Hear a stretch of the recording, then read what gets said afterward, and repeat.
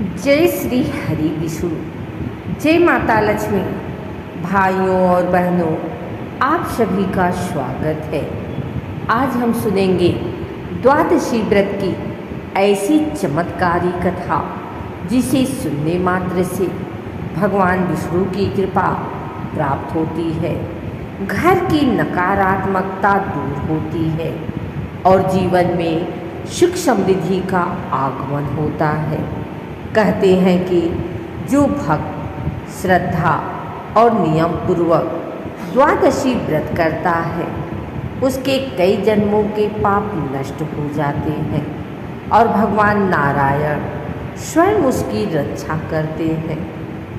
यह कथा केवल एक कहानी नहीं बल्कि विश्वास, भक्ति और भगवान की कृपा का जीवंत प्रमाण है। तो आइए हाथ जोड़कर भगवान विष्णु का स्मरण करें और द्वादशी व्रत की यह पावन कथा आरंभ करते हैं। बहुत समय पहले की बात है।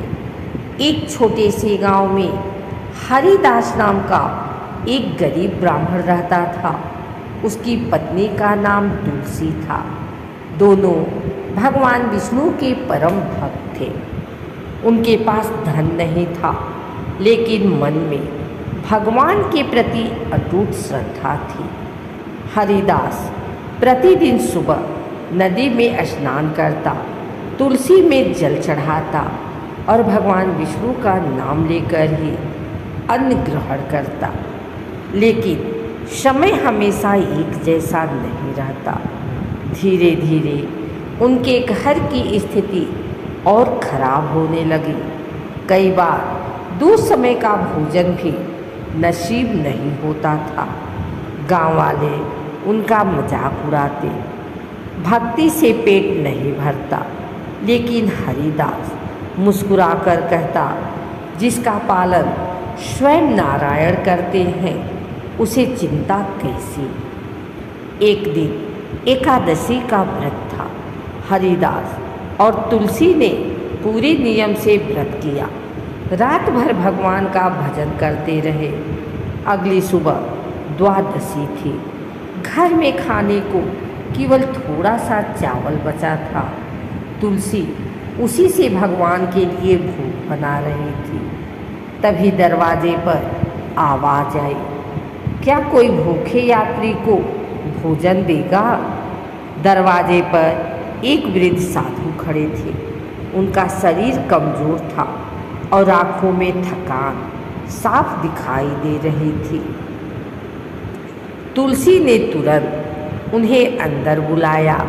हरिदास ने कहा, महाराज, घर में बहुत थोड़ा अन्न है, लेकिन जो भी है वह आपका है। साधु मुस्कुराए। उन्होंने भोजन किया और बोले, तुम दोनों की परीक्षा ली जा रही थी। जिसने द्वादशी के दिन भूखे को भोजन कराया उसने स्वयं भगवान को भोजन कराया। इतना कहकर साधु चले गए। लेकिन जाते जाते उन्होंने कहा, कल सूर्योदय से पहले नदी किनारे जाना। अगली सुबह हरिदास नदी किनारे पहुंचा। वहां उसने देखा कि पानी के बीच एक तेजस्वी प्रकाश चमक रहा है। जैसे ही वह पास गया उसे एक स्वर्ण कलश दिखाई दिया। हरिदास घबरा गया। तभी आकाशवाणी हुई, हे भक्त, यह धन तुम्हारी भक्ति और द्वादशी व्रत का फल है। इसका उपयोग केवल अच्छी कार्यों में करना। हरिदास कलश घर ले आया। धीरे धीरे उसकी गरीबी दूर हो गई। उसने गांव में मंदिर बनवाया, गरीबों को भोजन कराया और प्यासों के लिए कुआं खुदवाया। पूरा गांव आश्चर्यचकित था। उसी गांव में एक धनी व्यापारी रहता था, सेठ धनराज। उसने अपने धन पर बहुत अभिमान था। जब उसने हरिदास के चमत्कार के बारे में सुना तो बोला, ऐसे चमत्कार केवल कहानियों में होते हैं, लेकिन कुछ समय बाद उसके व्यापार में भारी नुकसान होने लगा। घर में बीमारी और अशांति फैल गई। एक दिन वह परेशान होकर हरिदास के पास पहुंचा। हरिदास ने कहा, धन का घमंड मनुष्य को भगवान से दूर कर देता है। सच्चे मन से भगवान विष्णु की भक्ति करो और द्वादशी का व्रत रखो। सेठ ने वैसा ही किया। उसने पहली बार भूखों को भोजन कराया, मंदिर में सेवा की और भगवान के सामने सिर झुकाया। धीरे धीरे उसके जीवन की परेशानियां समाप्त होने लगी। तब उसे समझ आया कि भगवान के सामने धन नहीं, भक्ति का मूल्य होता है। कुछ समय बाद हरिदास और तुलसी ने एक विशेष द्वादशी व्रत रखा।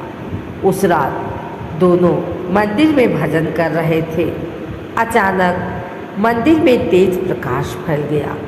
घंटियां अपने आप बजने लगी।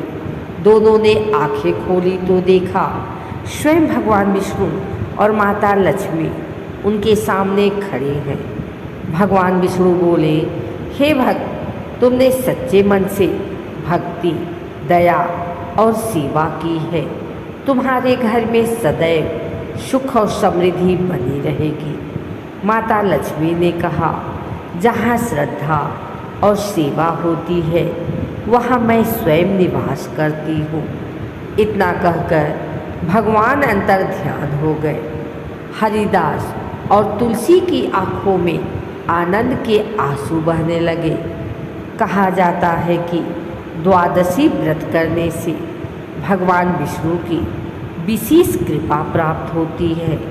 घर की नकारात्मक ऊर्जा समाप्त होती है, पितृदोष शांत होता है, धन और अन्न की कमी दूर होती है, रोग और दुख कम होते हैं, परिवार में सुख शांति बनी रहती है। विशेष रूप से द्वादशी के दिन गरीबों को भोजन कराना और तुलसी पूजा करना अत्यंत शुभ माना जाता है। भाइयों और बहनों, भगवान को महंगे भोग नहीं चाहिए। उन्हें चाहिए सच्चा मन, दया और श्रद्धा। जो भूखे को भोजन देता है, प्यासे को पानी देता है और भगवान का नाम प्रेम से लेता है, भगवान कभी उसका साथ नहीं छोड़ते। जीवन में चाहे कितनी भी कठिनाई आए, विश्वास मत छोड़िए, क्योंकि भगवान देर कर सकते हैं लेकिन भक्त की पुकार अनसुनी नहीं करते। हे प्रभु श्री हरि विष्णु, हे माता लक्ष्मी, जैसे आपने हरिदास और तुलसी के जीवन को सुख और समृद्धि से भर दिया, वैसे ही इस कथा को सुनने वाले सभी भक्तों के जीवन में खुशियाँ भर दीजिए। जिस किसी के घर में दुख, रोग, दरिद्रता या चिंता है, उनके सभी कष्ट दूर करे प्रभु। भक्तों के घर में अन्न, धन, सुख और शांति का सदैव वास रहे। बोलिए श्री हरि विष्णु भगवान की जय, माता लक्ष्मी की जय, तुलसी माता की जय। यदि आपको यह कथा अच्छी लगी हो तो इसे अपने परिवार और मित्रों के साथ अवश्य साझा करें। धर्म की जय हो, अधर्म का नाश हो और संसार में प्रेम एवं सद्भावना बनी रहे। जय श्री हरि विष्णु।